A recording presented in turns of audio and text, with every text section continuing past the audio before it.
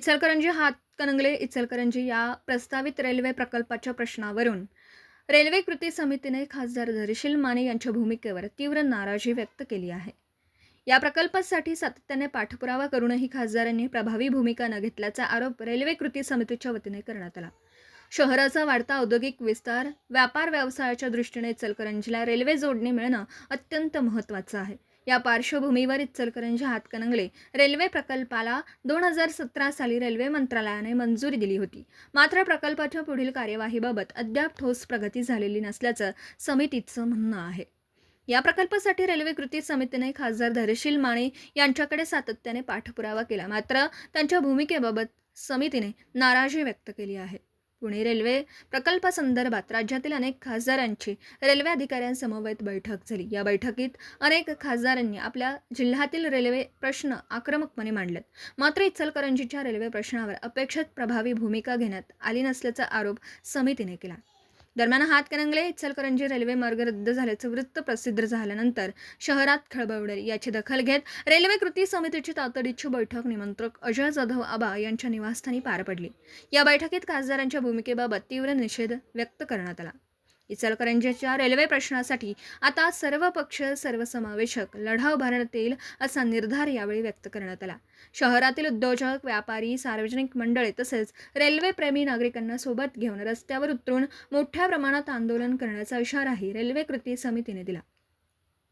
इचलकरंजीच्या औद्योगिक आणि व्यापारी विकासासाठी रेल्वे जोडणी अत्यावश्यक असून हा प्रश्न केवळ राजकीय नसून शहराच्या भवितव्याशी संबंधित असल्याचं समितीने स्पष्ट केलं. त्यामुळे रेल्वे प्रकल्पाबाबत शासन स्तरावर तातडीने ठोस कार्यवाही करावी अशी मागणी करण्यात आली. आज इचलकरंजीत तुम्हाला बोलवल्याचं कारण, काल इचलकरंजीच्या रेल्वे लाईन रद्द झाली असं ऐकायला वाचण्यात आलं आणि कालपासून आमचं मन अस्वस्थ झालं की इचलकरंजीत रेल्वे येत्याली रद्द कशी काय होऊ शकते. इचलकरंजीत 8 किलोमीटरचा railway line Suresh Prabhu railway मंत्री असताना मोदी साहेबांच्या नेतृत्वाखाली आणि देवेंद्र फडणवीस साहेबांच्या नेतृत्वाखाली मंजूर झालेला 8 किलोमीटरचा रेल्वे लाईन इथल्या इचलकरंजीच्या आमदारांनी आणि इचलकरंजीच्या खासदारांनी रद्द केला. त्यांच्याच नेत्यांनी मोदी साहेबांच्या आणि फडणवीस साहेबांच्या नेतृत्वाखाली असणाऱ्या रेल्वे मंत्र्याने रेल्वे लाईन मंजूर केली. 10-12 कोटी रुपये ते खात्यावर पाठवले आणि त्याच पक्षाचे आमदार आणि त्याच पक्षाच्या मतावर निवडून आलेले खासदार परवा दिवशी पुण्यामध्ये रेल्वे बोर्डाच्या मीटिंगमध्ये खासदार हसण्यावर घालवतात आणि इचलकरंजीच्या रेल्वे लाईनचा प्रश्न धसाला लावत नाहीत. त्या मीटिंगमध्ये मी मुख्यमंत्र्यांकडे 100 कोटी रुपये ट्रान्सफर करायला लावतो असं म्हणत नाहीत आणि इचलकरंजीचा रेल्वे लाईन रद्द करण्यात हसत हसत मूकसंमती दिल्याचा प्रकार खासदारांनी त्या ठिकाणी केलेला आहे. आणि म्हणून त्या खासदारांचा आणि इचलकरंजीचा आमदार रेल्वेला आडवा पाय मारतोय हे जग जाहीर आहे. ह्या दोघांचाही निषेध करण्यासाठी आज या ठिकाणी आम्ही जमलेलो आहोत.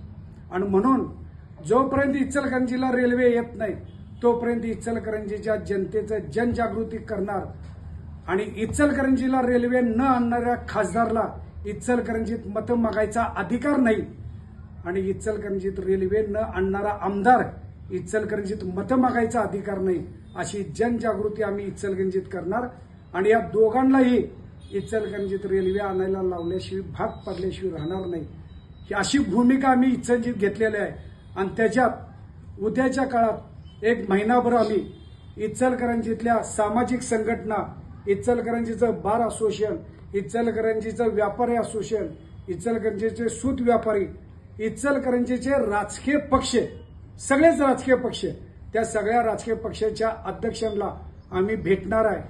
आणि इचलकरंजीत रेल्वे आणण्यासाठी तुम्ही जनजागृती करा आणि रस्त्यावर या आणि इचलकरंजीला सगळ्यांना मिळून या इचलकरंजीला रेल्वे आणूया असं आम्ही त्यांना विनंती करणार आहे. आणि इचलकरंजीत रेल्वे आणल्याशिवाय स्वस्थ बसणार नाही. इचलकरंजीचा विरोधी पक्ष गावात हाय का नाही हेच मला समजणं झालंय. कारण काल इचलकरंजीत आमदार खासदारांनी रेल्वे रद्द करायचा डाव आखल्यानंतर इचलकरंजीचा विरोधी पक्ष तुटून पडला पाहिजे होता, पण विरोधी पक्ष सगळे शांत आहेत.